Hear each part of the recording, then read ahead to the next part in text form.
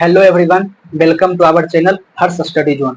आज की इस वीडियो में मैं आपको इंग्लिश की अपना स्ट्रेटजी शेयर करूंगा। आप लोग बहुत मैसेज कर रहे थे कि भैया आप अपना इंग्लिश का स्ट्रेटजी मुझे शेयर करें, आपने किस प्रकार से कंप्लीट किया, आपका क्या अप्रोच रहा। तो मैं आपको इस वीडियो में वही बताऊंगा मैंने किस प्रकार से इंग्लिश को कंप्लीट किया। तो इससे पहले मैं आपको ये बताना चाहता हूँ कि मेरा CHSL 2023 में 50 आउट ऑफ 50 आया था प्री में, एंड मेंस में मेरा 100 था, और CGL 2024 में भी मेरा 42.5 मार्क्स आए हैं, और सिलेक्शन पोस्ट का जो एग्जाम दिया था उसमें भी मुझे 42.5 मार्क्स आए हैं। यानी कि मेरा इंग्लिश में अब लगभग कंटिन्यूअसली अच्छे मार्क्स आने लगे हैं। तो ये मेरा कैसे आया ये मैं आपको वीडियो में आगे बताऊंगा। उससे पहले मैं आपको ये बताना चाहता हूँ, मैंने अपने टेलीग्राम चैनल का लिंक वीडियो के डिस्क्रिप्शन में और कमेंट सेक्शन में पिन कर दिया हूँ। आप चाहें तो वहां से जुड़ सकते हैं, जहाँ पर मैं आपको अच्छा PDF वगैरह प्रोवाइड कराता रहता हूँ, इंग्लिश से, मैथ से और स्टैटिक जीके वगैरह का जो भी बेस्ट PDF होता है मैं वहाँ पर प्रोवाइड कराते रहता हूँ। और भी लेटेस्ट जो नोटिफिकेशन वगैरह आता है वहां से मैं आपको अपडेट कराते रहता हूँ। तो आप मेरे टेलीग्राम चैनल से बस जुड़ सकते हैं और बेनिफिट उठा सकते हैं। तो चलिए वीडियो में आगे मैं अपना इंग्लिश का स्ट्रेटजी शेयर करता हूँ। तो इंग्लिश में मेनली 3 पोर्शन होते हैं, एक ग्रामर पोर्शन, एक वोकैब पोर्शन, एक RC रीडिंग कम्प्रिहेंशन पोर्शन। तो पहले मैं ग्रामर पोर्शन बताऊंगा कि मैंने ग्रामर पोर्शन किस प्रकार से कंप्लीट किया। तो जैसे आप लोगों को पता ही होगा मैं पटना में रहता हूँ, तो मैं पटना में ही एक ऑफलाइन कोचिंग सेंटर पे जाकर फिर मैं इंग्लिश का सिलेबस कंप्लीट किया, और फिर उनका जो नोट्स होता है उससे मैंने 2-3 बार रिवाइज किया। 2-3 बार रिवाइज करने के बाद मैं इंग्लिश का कुछ क्वेश्चन सोल्व करने लगा, मॉक में भी करने लगा, और कुछ मेरे पास बुक थे उससे करने लगा। तो मेरे कुछ क्वेश्चन तो सोल्व हो जाते थे, लेकिन कुछ क्वेश्चन में फंस जाता था, कुछ क्वेश्चन मेरे गलत हो जाते थे, और जो कुछ क्वेश्चन सोल्व होते थे उसमें से जो क्वेश्चन गलत सही भी होते थे, लेकिन उसका मेरा कॉन्सेप्ट मुझे पता नहीं होता था कि किस कॉन्सेप्ट के कारण वो सही हुआ है। तो इसी कारण मैंने एक बुक फॉलो किया, इस बुक का नाम है the mirror of common error. तो इस बुक का आपको स्क्रीनशॉट वीडियो पे डाल दूंगा, आप वहां से देख सकते हैं। तो इस बुक में मैंने पहले 2-3 बार इसको रिवाइज किया। तो इसका इस तरीके से है कि पहले इसमें कुछ भी जो भी टॉपिक है उसका बताया गया है, जो भी एरर वगैरह है, उसके बाद उसी से रिलेटेड 50 के लगभग क्वेश्चन दिए गए हैं। तो मैं उस जो भी टॉपिक होता था उस टॉपिक को पढ़ लेता था, उसके बाद उस टॉपिक से रिलेटेड जो क्वेश्चन होता था उस क्वेश्चन को उसी समय मैं बना लेता था। तो बनाने के बाद जो क्वेश्चन सही होते थे, जो क्वेश्चन गलत होते थे, मैं दोनों क्वेश्चन को मिलाता था कि किस कारण सही हुए हैं और किस कारण गलत हुए हैं, उसको मैं अच्छे से एनालिसिस करता था। यही प्रोसेस मैं फॉलो करते रहा, 2 से 3 बार यही प्रोसेस को फॉलो किया, उससे मेरा ग्रामर पोर्शन जो है थोड़ा इंप्रूव हो गया। अब मैं जब इंग्लिश का मॉक टेस्ट वगैरह अटेम्प्ट करता हूँ तो ग्रामर पोर्शन में खास करके ईरर में मेरा जब जो भी अटेम्प्ट होता है उसमें से लगभग 95% से ऊपर मेरा सही जाता है, बिकॉज मेरा जो कॉन्सेप्ट है वो बढ़िया से क्लियर हो चुका है कि किसमें क्या लगना है।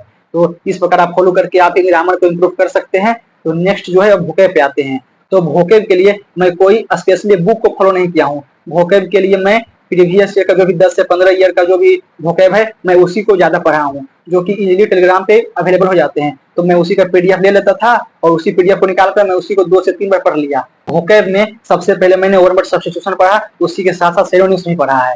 और मैं एडियम्स एंड फ्रेज पहले मैं नहीं पढ़ा था, क्योंकि मुझे जो एडियम्स एंड फ्रेज है उसमें याद करने में चाहे समझने में थोड़ा मुझे प्रॉब्लम होता था। जब मैंने वन वर्ड सब्स्टिट्यूशन और सिनोनिम्स पढ़ लिया, इससे मेरे अंदर एक अच्छी अंडरस्टैंडिंग बन गई। उसके बाद मैं जब एडियम्स एंड फ्रेज भी पढ़ना शुरू किया तो उसमें भी मुझे समझ में आने लगा और वो भी अच्छे से याद होने लगा। तो मेरा ये प्रोसेस रहा। तो मैंने वन वर्ड सब्स्टिट्यूशन पढ़ा, फिर सिनोनिम्स एंड एंटोनिम्स पढ़ा, उसके बाद मैं एडियम्स एंड फ्रेज पढ़ा, जिससे कि मेरे अंदर एक वोकैब में अच्छी अंडरस्टैंडिंग बन गई है, और उससे मैं अब जो भी क्वेश्चन होता है मैं सॉल्व कर देता हूँ। तो मेरा वोकैब कंप्लीट करने का यही प्रोसेस रहा। उसी के साथ साथ मैं जब मॉक टेस्ट देता था तो मॉक टेस्ट में जो भी क्वेश्चन गलत होते थे सही होते थे, और जो इसे मॉक टेस्ट में जो सिनोनिम्स एंटोनिम्स है उसके साथ ऑप्शन भी जो होते थे मैं वो सभी का अच्छा से जब एनालिसिस करता था उसमें सभी को मैं एक बार पढ़ता था। नेक्स्ट आता हूँ RC रीडिंग कम्प्रिहेंशन पे।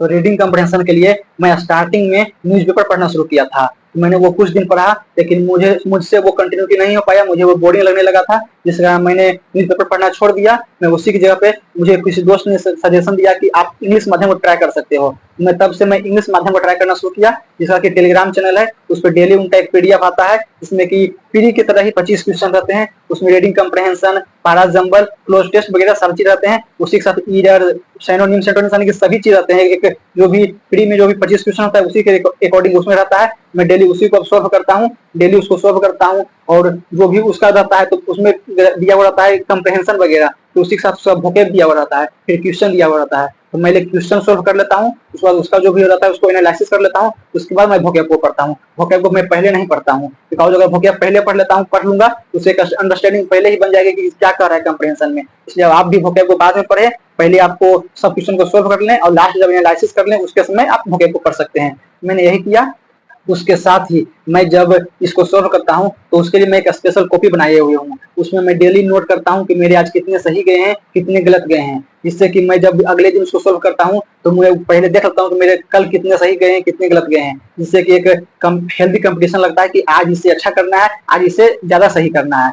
तो आप भी ये प्रोसेस को फॉलो कर सकते हैं, जिससे आपको अपने आप से खुद हेल्दी कंपटीशन दे सकते हैं, जिससे कि आपका इंप्रूवमेंट जो कुछ लेट से होगा वो आपको और जल्दी हो जाएगा। तो और इंग्लिश माध्यम वाले सप्ताह में 6 दिन ये प्रोवाइड करवाते हैं क्वेश्चन वगैरह, और 7वें दिन वो क्वेश्चन वगैरह नहीं देते हैं, वो उस दिन जो भी 6 दिन का वोकैब रहता है उसी के कंपाइल करके उसका एक पीडीएफ आपको प्रोवाइड कर देते हैं। मैं भी वही करता हूँ, 6 दिन में क्वेश्चन को सॉल्व करता हूँ, और जो 7वें दिन संडे के दिन जो होता है वो जो पीडीएफ प्रोवाइड करते हैं मैं उस पीडीएफ को पढ़ लेता हूँ, जिससे कि जो 6 दिन में वोकैब को पढ़ता हूँ 7वें दिन उसका मैं रिवीजन हो जाता है, जिससे कि वोकैब भी स्ट्रांग हो जाता है उससे, और उससे आरसी भी स्ट्रांग हो जाता है, और ग्रामर सेक्शन का भी उसमें दिया हुआ रहता है तो ग्रामर सेक्शन भी स्ट्रांग हो जाता है। मैं पारा जंबल के लिए, मेरा पारा जंबल पहले बहुत दिक्कत होता था, तो इसके लिए मैंने यूट्यूब पे विकास तैयार करके एक चैनल है, उस पर 2 गो पारा जंबल का किस प्रकार से सॉल्व करना है उससे रिलेटेड वीडियो बताया गया है, तो आप वो वीडियो देख सकते हैं, जिससे आपको हेल्प होगा। मैंने वही वीडियो देखा है, उससे मुझे बहुत हेल्प हुई है, जैसे कि अब पहले मेरा बहुत गलत होता था, टाइम भी ज्यादा लगता था,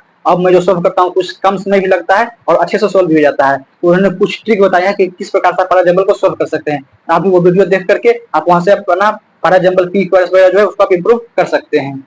तो मैं अभी डेली इंग्लिश माध्यम को पीडीएफ को सॉल्व करता हूँ और डेली एटलीस्ट 2 सेक्शनल मॉक देता हूँ। उसी के साथ टेक्स्ट बुक पे लाइव सेक्शन में कुछ इंग्लिश का वो कभी वोकैब करके, कभी वो क्लोज टेस्ट करके, कभी रीडिंग कंप्रहेंशन, कभी ईरर, इस प्रकार के वो प्रोवाइड करते रहते हैं इंग्लिश से रिलेटेड, तो आप उसको भी अटेम्प्ट कर सकते हैं, वहां भी आप अटेम्प्ट करके अपना मार्क्स इंक्रीज कर सकते हैं।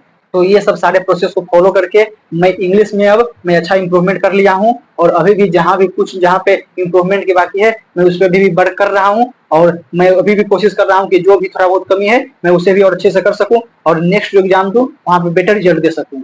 आशा करता हूँ कि आपको ये वीडियो अच्छा लगा होगा। आपको अगर थोड़ा सा भी इससे हेल्प हुआ होगा तो वीडियो को आप लाइक करें, वीडियो को शेयर करें और चैनल को सब्सक्राइब जरूर करें, जिससे मुझे मोटिवेशन मिलेगा और आप लोगों के लिए इसी प्रकार अच्छी वीडियो आपको लिए बनाता रहूंगा। तो और मैंने टेलीग्राम चैनल का लिंक इस वीडियो के डिस्क्रिप्शन में और कमेंट सेक्शन में पिन कर दिया हूँ, तो आप चाहें तो वहां भी आप जुड़ सकते हैं।